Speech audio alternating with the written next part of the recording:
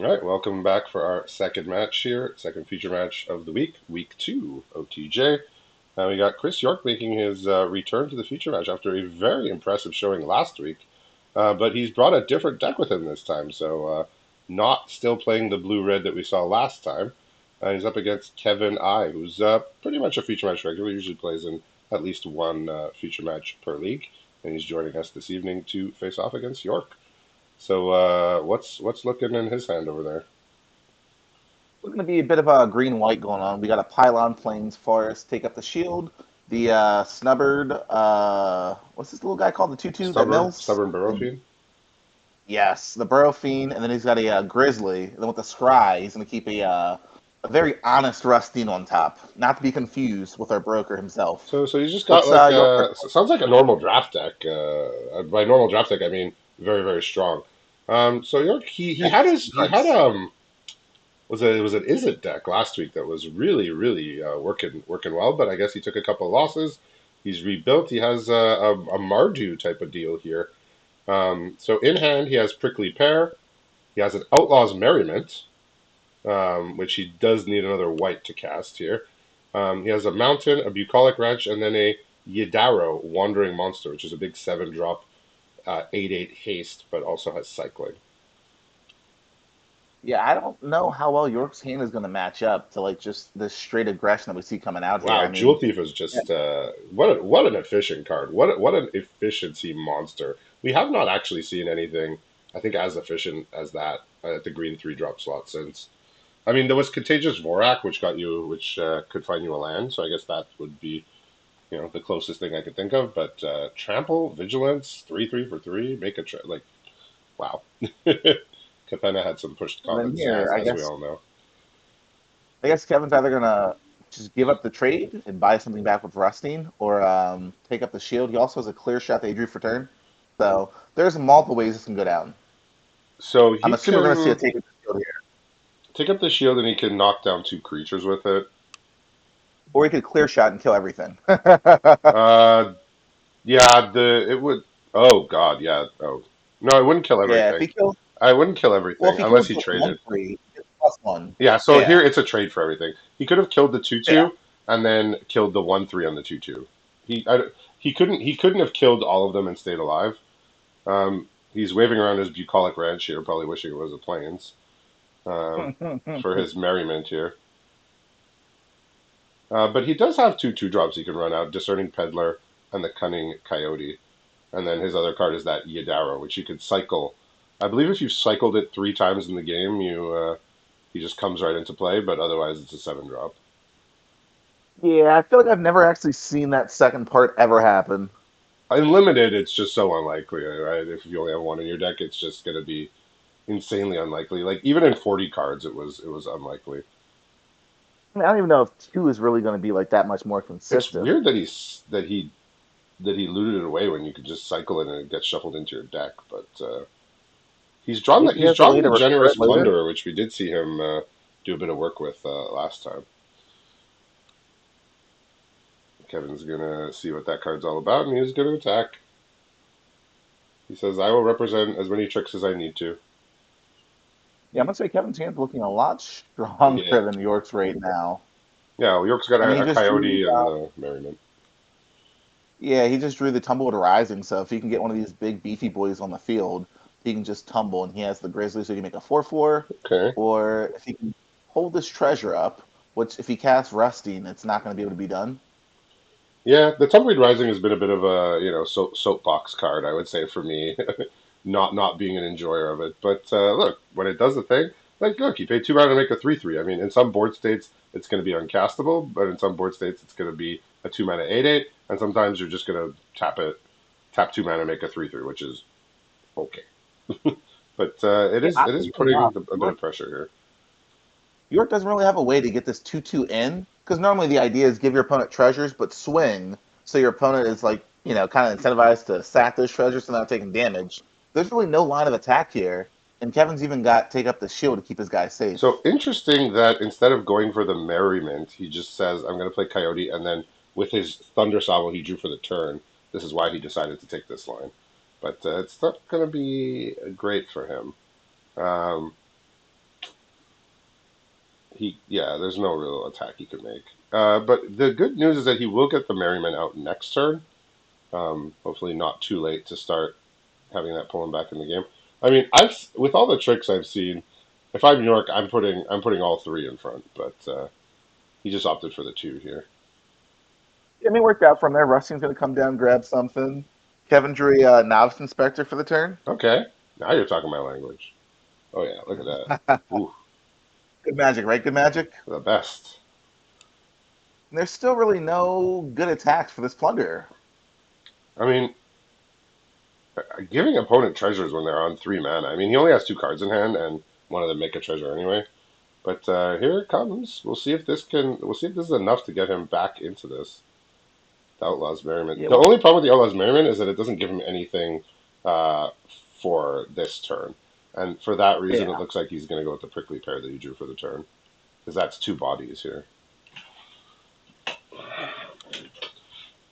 It's a pretty big I mean, choice. next turn. Take a hit. Take a hit this turn for guaranteed value, or just put an okay thing into play that can block a bit. And he said, "I'm going to go for the bigger plan. I'm not winning this game by just playing a prickly pear. I'm winning this game by resolving an Outlaw's Merriment." Well, hopefully for him winning the game, and hopefully for whoever bet on him too. I see my money being down the drain as we speak. I mean, like this deck Kevin brought just seems like lean and mean. At least this draw that he sequenced Yeah. has been pretty clean. Look, you win some, you lose some. Last week you walked out a big winner. This week we'll see. Jury's still out. I think you Now were York, you the only one to walk out with the full uh, all underdogs big cash out. I'm not 100% sure to be honest. I think Okay. there was like one or two more. Well done. All right. Really, you just want that big payout. Like whoever bet on So a 3-1 is no. probably the best thing he could have hoped for here because it blocks the 3/3s, or at least it blocks a 3/3. You know, I mean, it does give you something at random, but yeah, I think you just put the warrior on the non-trampler. Oh, he's no, and then prickly pear on the other gun or the plunder, I guess. But he says I'm going to block everything. What's Kevin got in hand Now still? More he's tricks got or bovine in his intervention. okay?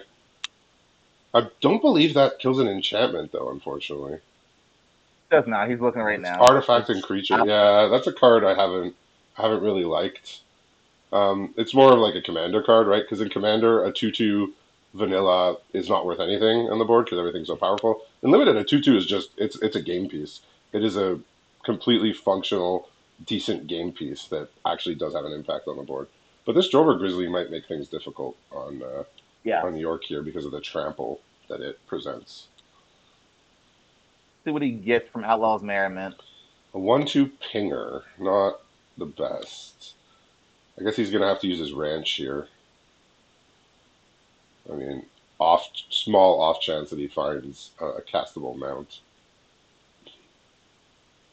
I Yikes. mean, we got 7 trample coming versus 4 toughness, so not looking hot. Here has to block the grizzly. Take 5.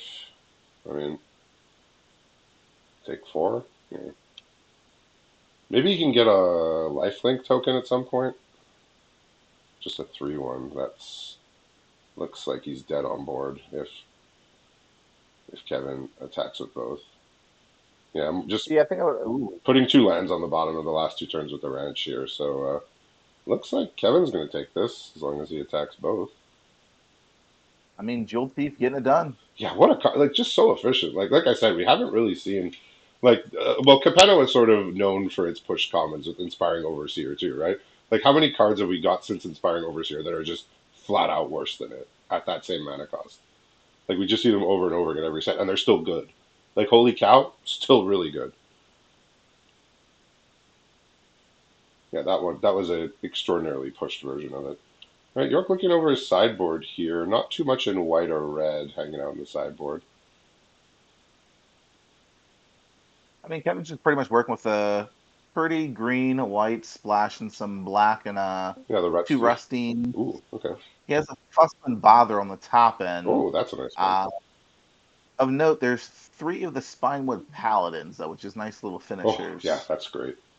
Does he? He doesn't have Badlands Revival, And I'm not seeing huh? it. Okay, I'm not but seeing it. it's still good with Rutstein because you buy it back and then it costs 6 or 5 actually.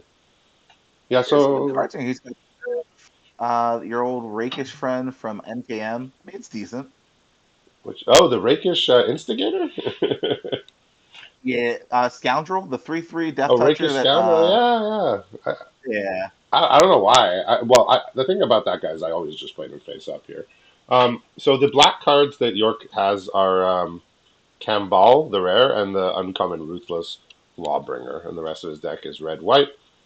Um, Lots of 2 drops here, so should be looking to get on board early and often. And he has a Kaya, Bane of the Dead from War of the Spark, Yadara on the top end, and Contagion Engine. And yeah, like I said, a bunch of early drops to get the ball rolling. Even's got a Krenko from War of the Spark, the one that puts a counter on itself and makes goblins every time it attacks. Yeah, I believe we saw that one last week. We Yeah, didn't really see it do much because it proceeded to instantly die for good reason. yeah, yeah. I mean, if you see it, you kill it, right? You don't let your opponent untap and start making goblins. Oh yeah, DOA 100%. Dead on arrival. All right. I'm really So, curious what made him switch from the blue red deck. It looked pretty sweet last week. I mean, the pull of an Outlaws Merriman is very strong, I would say. Fair, being double pips of white, understandable. Yeah, it's double white. That's the problem. You can't really, in good conscience, splash it in a deck that isn't base white. So Kevin's hand is slow, but it's extremely powerful. Okay. So he has Yeah. well now he has an untapped land. He has two of the pink deserts for pretty much all of his colors, black, white, green, black, and then he has a white plains return with the mobile homestead, Emperor Palpatine himself, Ooh. the free strider lookout, throw from the saddle, honest rusting, and he just drew the griff return. So this hand is extremely strong. The Palpatine being the Greencaster Outcaster Greenblade, of course. Yes. So no mountain here for York, but only 1 red card, and he does have a Conduit Pylons, so that'll fix up his red, even though it's inefficient. His other cards are Prickly Pear. He has lands, and he has a 2/2 with no text on it. It says whenever you cycle a card, you gain a life, and it has cycling. That can't be worth it. So yeah, I mean, it having cycling means like it's a 2/2 for 2 that you can just always run out on 2. Late game, you could ship it in for a card. Um, Depends on how aggressive you want to be. If you just want anything that has 2 power for 2 mana, you play it. Most other decks probably going to cut it. But So the I mean, I guess he could cycle his Yadaro and gain a life at some point. So now does he not sound like sees. York's hand is extremely strong right now. Yeah, so he's now looking at a mountain with his conduit pylons, but even though he doesn't have a mountain, he's just going to put it in the graveyard because he doesn't have anything double red in his hand. He can just cast his prickly pear this turn. Yeah, I mean, I think Kevin's cool to just absorb this damage for now. Well, yeah, I mean, he can't block yet. No. Yeah, So let's. that homestead has been an impressive card, honestly. I've kind of liked it a bit, at least in green white. It has definitely has a home. But I remember a couple cards like this in the past that just didn't get there for me. But this one's just pushed in all the right directions. I've been a fan of it. What is it? It gets haste if you have a mount. Yeah, exactly. There was something similar in Kaldheim. It was a 3 mana. It was a 4/4, and it was crew 3, and had the same attack trigger of putting a land into play from the top of your deck. I just found crew 3 to be a bit too demanding for it, and it It only being feels a like three Cruiser. drop means you can only attack it on turn 4. Like this one can attack on turn 3, and it's almost always going to be uncontested when it attacks at least the first time. So what? Let's see Yeah, here. what's the Kevin's trying to choices? figure out how he wants to sequence his hand. Unless he's going to throw a throw from the saddle right now. Okay. It almost looks like he might have just played Honest Rusting just for the discount to play the Burrow Fiend, but he's going to go with this line instead. Yeah, well, Burrow feeds the Rutstein though, which is I think what he's wanting to do here. Yeah, so yeah, he just like the prickly parrot. Like, I mean, nothing's a really great target here for a throw from the saddle, but he just wanted to get that counter on and get the damage in. Um, New York could spend He this did lose turn dealing from with some of the threats here. He does have Journey to Nowhere and Thunder Salvo, along with the Omenport Vigilante, which is the 2/2 that can gain double strike if you've committed a crime.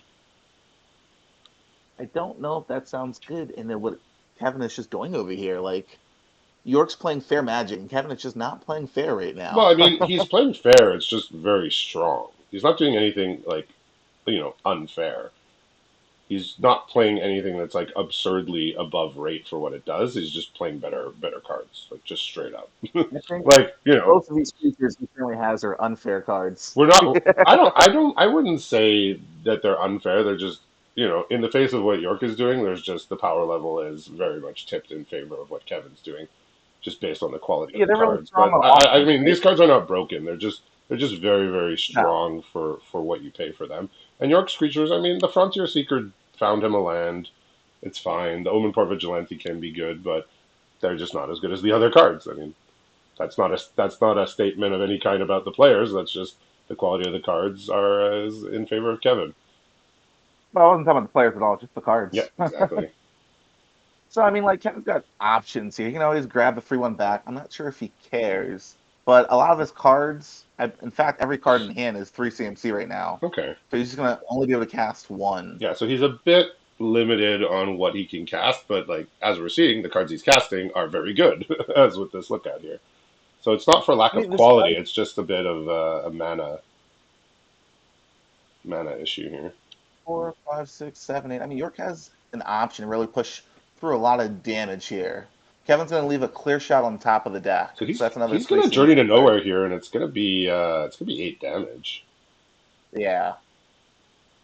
And then he could even just play he has a discerning peddler. He can just play to block something next turn. So I guess this getting stuck a bit on mana has limited him here, with only being able to really do one thing a turn, while York's doing multiple things. So even if the things York was doing were not like incredible, he was just casting more things. He was doing more. Few drops get the job done, right? Yeah, look, he just all he did was just play 2 drops, attack, interact a couple times. Nothing special, nothing fancy. Kevin got stuck a bit on mana, was only able to do one thing a turn. York was doing more, and put him in a spot to potentially win here. Yeah, I mean, Kevin was thinking about playing the Griff. That won't leave him alive. He could play Rustine. He would have to leave up a white, so he could play the Arcs. But I mean, that still leaves him dead since everything on Chris's side is 2 Yeah, I damage. mean, we were down talking the Drannith Healer, but it's been important here. Like when he was looking at sideboard, I saw a couple of 5 and 6 mana creatures that I would probably almost always run over a Drannith Healer. But in this case, he might have lost the game if one of those cards was a 5 or 6 drop because he wouldn't have had it to play on turn 2. So is this just leaving him dead on board here? I assume. Yeah, I mean, he's saying good game. I think he's Okay, just like, okay, cool. Let's just see. okay. I was like, is there something I'm I not was seeing here? wondering. Well, I was thinking the same thing. whenever I was whenever my like, man, opponent what? does this, I'm like, in my spot, I usually just concede. If they haven't conceded, is there a free spell? So many sets could have been opened. Did they have something? But it's like, no, he just says, no, I'm not going to concede. Just attack me and I'll die. And that is exactly what occurred. Oh, this is the power of 2 drops, being able to double spell 1/4. Yeah, like I said, like if, I mean, you're watching Kevin's stream, but if you're looking at York's stream, his 2 drops extend to the bottom of the screen, basically, by how many I there mean, are. so does Kevin. There's probably at least like 12 to 14 2 drops down Yeah, here with like 4 including drops. triple Arynx on York's side here. Oh, sheesh. Now we are going to see Kevin get rid of the Bovine's intervention. He's going to go, that was a little too cute. Yeah, like I said, Commander card, like all these cards have been like staples in Commanders and like whenever they've been printed, like Beast Within, Generous Gift, all these things that like answer anything but give your opponent a token. In limited, it's too much of a liability. It's just you have spent a card to kill their thing, and you gave them a piece that can then trade with another one of your cards. So the thing has to be so insanely strong that it's worth doing that, and it's rare that that's the case. But if you're lacking for removal, put it in. It'll kill something. It just won't really give you that much of an advantage. So what's So Kevin working with here? we're gonna see a decent curve over here. Very good. He's gonna have Oh, he's going to bend the forest. Okay. He has Hmm. the pylons, plains, forests, the frontline seeker, throw from the saddle, the spinal paladin, and the attack tarantula, and he drew his fourth land Okay. anyway. What's your working with? So the headliner here is no red mana and 3 red cards. Though in York's defense, there was only 1 red card in his opening hand. He's drawn 2 since. So he has a Plains, the Nurturing Pixie, Take Up the Shield, the Vengeful Townsfolk, and then the Generous Plunderer was in his starting hand, so totally reasonable keep. But since then, he's drawn 2 more red cards. So he will be able to play a 3/3 this coming turn, but he is very much in danger of falling behind here without his red. He's drawn a Ruthless Lawbringer, which is castable, but there's nothing really to sacrifice at this time. So Kevin's going to draw another paladin. I Okay. guess he's going to throw from the saddle Yeah, I mean, it gets him a and just counter, run. so it just definitely is worth it. Oh, okay. Interesting how he's gonna. Is that a depopulate I saw get built there? It definitely is depopulated as he Dang. looks at it. Okay. So he sacrificed 2 guaranteed damage to mill. Um, I think most of the time I just get the damage in right straight away, and then I and then I Well, and then I saddle later when I need to get past something maybe same size as the Burrow Fiend or slightly bigger. So York has made a he's got a 2 turn plan here. It's to play the Pixie, take a beating this turn, and then play the Lawbringer and sacrifice it to kill the Burrow Fiend. I think. I mean, but there's a paladin coming down, and as I Kevin gets a mean, he sees land, it. there's two paladins coming down. He Maybe a sees it. paladin and a cat tarantula, maybe a paladin and a wisp drinker vampire. Oh, that's a nice one too. So yeah, Yeah, no mountain here again, just the plains for turns. So we see the problem, we know the problem. We will see if he can find his way out of this. Even if he does, he doesn't have any removal in red. It's all creatures. So Kevin just keeps playing creatures. Even if York draws a mountain, he'll be able to play 1 creature at a time, which is not probably not going to be good enough. I mean there's a lot of creatures on this side. Sadly, he didn't draw the land for turns, but he can just go plotting the other vampire Yeah, York. or the other paladin. Yeah, okay. York does have a take up the shield, so he can attempt. I was going to say he can attempt to rumble with the paladin next turn, but his options are quickly disappearing here. Mountain off the top means he could play exactly 1 creature, and I think he's going to choose the Prosperity Tycoon because it is 2 bodies. Is that the 4-2 you can pay one to keep it alive? Pay 2 and sack a token, but I mean, if Kevin doesn't have any tricks, he can kill both creatures. He can block both, but I assume it's not going to be that simple. The only trick in hand is fuss/bother. I mean, that's going to be very good because he's going to block the way you would imagine that you would block, and then both of his creatures are going to die, and he's going to take 4 trample. So yeah, I didn't see a board wipe there for York, so he could run out 2 more creatures here, but he's kind of grasping at straws. Outlaw Medic off the top. You can also play a Deadeye Duelist or a Generous Plunderer. You can also try and leave up Take Up the Shield, but for some lifelink. But there's so much damage coming Fight back, York. My Thunder Bucks require it. in. Did you go into debt for this No, last week no, I though? didn't go to Yeah. debt for it. Well, you you, I think you I'm you being had your winnings from absolutely last week. crushed. You partially squandered your winnings from last week is all. My Thunder Bucks are being crushed. It's okay. Mine are stagnant because This is some powerful stuff Kevin is doing, though, you yeah. know? No, I mean he has answers and threats.